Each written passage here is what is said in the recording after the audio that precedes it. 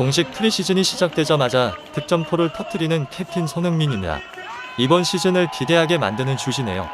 월드클래스가 무엇인지 보여줍니다. 토트넘은 재계약 대신 1년 계약 연장 발동을 하며 올여름 이적 시장에서 이적도 가능한 손흥민이지만 비셀 고베와의 친선전에서 곧바로 골을 터뜨리며 이번 시즌에도 황금 왼발을 불태울 준비를 하고 있고 자신의 가치를 또 다시 증명한 손흥민이었다. 현재 토트넘과 비셀 고베와의 프리시즌 친선전 경기가 끝나고 반응들이 쏟아지고 있습니다. 토트넘의 캡틴 손흥민 선수가 월드클래스 면모를 보여주며 골을 넣었기 때문인데요. 시즌 종료 이후 오랜만에 보는 손흥민 선수의 미친 골에 6만 일본 관중이 환호하기도 했습니다. 토트넘과 맞붙은 상대팀인 비셀 고베는 직전 시즌에서 우승을 한 팀이기에 약팀으로 간주되는 팀은 아니었는데요. 제1리그에서도 강팀으로 분류되는 비셀 고베를 토트넘이 꺾자 이번 시즌 토트넘은 다르다며 긍정적인 반응이 나오고 있는 상황입니다. 토트넘은 비셀 고베와의 친선전에서도 승리를 가져감에 따라 현재 프리시즌 경기에서 전승을 거두고 있는데요. 전문가들은 이를 보고 현재 토트넘이 전승을 거두고 있는 이유에는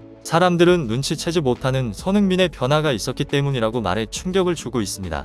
해당 소식 자세히 한번 살펴보겠습니다. 토트넘이 일본 도쿄 국립경기장에서 열린 제1리그 클럽 비셀 고베와의 여름 프리시즌 친선전에서 3대2로 승리를 거두었습니다. 토트넘은 시즌 종료 후에도 강행군이 예정되어 있었는데요. 시즌이 종료되자마자 호주로 날아가 호주 올스타팀과 뉴캐슬과의 경기를 진행했기 때문입니다. 그 다음 휴식을 조금 취한 뒤 7월달에 영국에서 QPR과 하츠팀과의 두 경기를 치르고 아시아 투어를 가는 형식이었는데요. 아시아 투어로 일본을 방문해 비셀 고베와의 경기를 치른 것입니다. 그 다음은 한국으로 이동해 K리그 올스타팀과 바이에른 뮌헨팀과의 경기를 치를 예정입니다. 영국에서 일본, 일본에서 한국, 한국에서 영국으로 가는 타이트한 일정이지만 케인과의 맞대결, 김민재와의 맞대결이 성사될 것으로 보여 큰 관심을 받고 있습니다. 토트넘 선수단이 일본에 입국하자마자 인기를 체감할 수 있었는데요. 일본의 팬들도 영국 현지 팬들 못지않게 축구의 진심인 만큼 일본 공항이 마비되기도 했습니다. 이런 일본 팬들의 진심은 경기장에서도 느낄 수 있었는데요.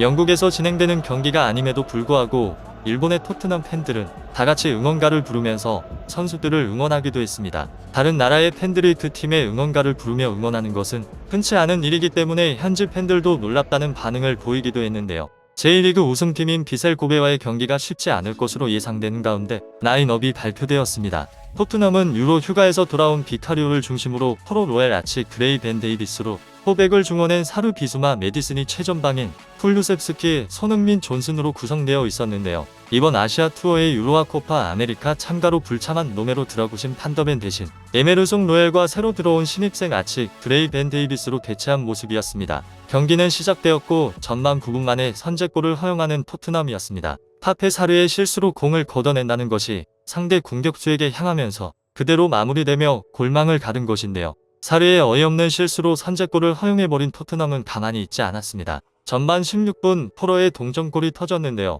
페널티 박스 안에서 쿨루셉스키가 포로에게 100킬로 패스를 줬고 공을 잡은 포로가 수비수를 제친 뒤 왼발 슈팅으로 골망을 가른 것인데요. 토트넘의 전술 중 하나인 풀백의 하프 스페이스 침투가 빛을 발한 것입니다. 전반전은 1대1로 마무리되었고 후반전은 캡틴 손흥민 선수의 미친 활약이 시작되었는데요. 후반전 시작 3분 만에 역전골을 터뜨리는 토트넘이었습니다. 그 주인공은 캡틴 손흥민이었는데요. 포로가 전방으로 길게 패스를 보냈고 전속력으로 달린 손흥민 선수가 수비수들을 따돌리며 공간을 만들었고 존슨의 낮은 크로스를 그대로 마무리한 것입니다. 이것이 손흥민을 최대한으로 활용할 수 있는 아주 좋은 예시입니다. 토트넘은 그동안 선수비 후 역습으로 맨시티를 시작으로 많은 강팀들을 무너뜨렸는데 그때 중심에는 손흥민이 있었습니다. 오랜만에 보는 손흥민의 골 토트넘이 앞서갑니다. 손흥민은 자신에게 오는 이런 절호의 기회를 절대 놓치지 않습니다. 그가 토트넘 다른 공격수들과 다른 이유 중 하나죠. 달리면서도 슈팅의 정확도는 떨어지지 않는 선수. 그게 바로 손흥민입니다. 이미 캡틴 손흥민 선수는 지난 비공개 친선 경기에서 멀티골을 터뜨리며 득점 감각을 올리고 있었는데요. 이번에도 비셀 고베를 상대로 골을 넣으면서 점점 폼이 올라오는 손흥민 선수였습니다. 후반 15분 손흥민 선수는 6만 일본 관중들에게 기립박수를 받으며 잉글랜드 최대 유망주인 마이키 무어와 교체했는데요. 토트넘은 그로부터 4분 뒤에 동점골을 허용하면서 무승부로 끝날 수도 있던 상황이었습니다. 토트넘의 선수들은 계속해서 비셀 고베의 골문을 두드렸는데요. 좀처럼 뚫리지 않는 비셀 고베의 골문이었습니다. 후반 24분 볼리의 강력한 슈팅을 상대 키퍼가 막았는데요. 후반 31분 결정적인 역전 기회를 놓치는 토트넘이었습니다. 왼쪽 측면에서 돌리가 골대 앞으로 크로스를 올렸고 무어의 헤더 슈팅이 골대 위로 빗나가면서 득점으로 이어지지 않았습니다. 후반 43분 결국 승리를 가져가는 토트넘이었는데요. 또다시 찾아온 기회를 놓치지 않는 무어였습니다. 돌리가 골대 앞으로 컷백 패스를 보냈고 무어가 놓치지 않고 그대로 마무리하면서 3대2 토트넘의 승리로 마무리되었는데요. 무어가 골을 넣자 흐뭇해하는 캡틴 손흥민 선수의 표정이 포착되기도 했습니다. 경기가 끝나고 영국의 BBC 스포츠에서는 손흥민 선수 활약에 대해 주목했는데요. 오늘 비셀 고베와의 경기에서 긍정적인 부분들 몇 가지를 찾을 수 있었습니다.